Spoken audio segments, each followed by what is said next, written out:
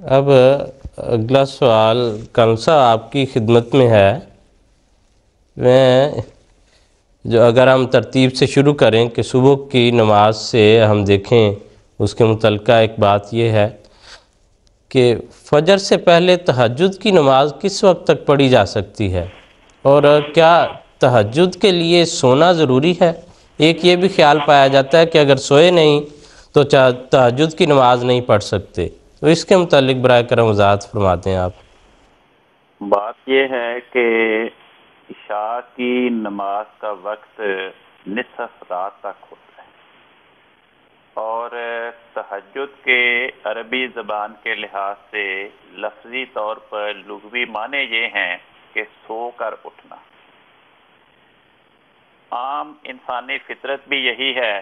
کہ وہ عشاء کے بعد تھوڑی دیر جاگے گا یا کام کرے گا پھر سو جائے گا. تو سو کر اٹھ کر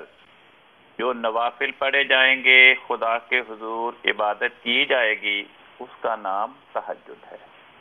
اور اس کا وقت صبح صادق تک ہے،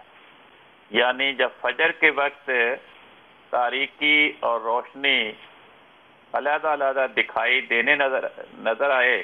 کہ ایک طرف رات کی تاریکی جا رہی ہے، دوسری طرف سے روشنی قریب آ رہی ہے، جسے کہتے ہیں پاؤ پھٹ گئی، اس وقت سے فجر کی نماز کا وقت شروع ہو جاتا ہے اور تہجد کی نماز کا وقت ختم ہو جاتا ہے. باقی اگر کوئی انسان ایسا ہے کہ مثلا رات وہ کسی کام میں مصروف رہا، سفر پہ رہا، بیمار تھا، سو نہیں سکا، اور جب نصف رات گزر جائے، رات کا آخری حصہ آ جائے اور وہ نوافل ادا کرنا چاہے، تو بغیر سونے کے اس وقت نوافل کی ادائیگی کی ممانعت مجھے کہیں مل نہیں سکی. تو اصل تو بنیادی بات یہ ہے کہ تہجد کے لفظ کے بنیادی معنی ہی یہ ہیں کہ سو کر اٹھنا،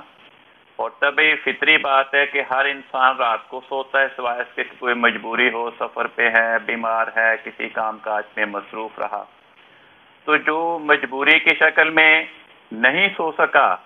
اگر وہ تہجد کے وقت عبادت کرنا چاہے تو اس کی شریعت نے ممانعت کہیں نہیں کی. ٹھیک ہے جی، ٹھیک ہے، جزاک اللہ کنسا.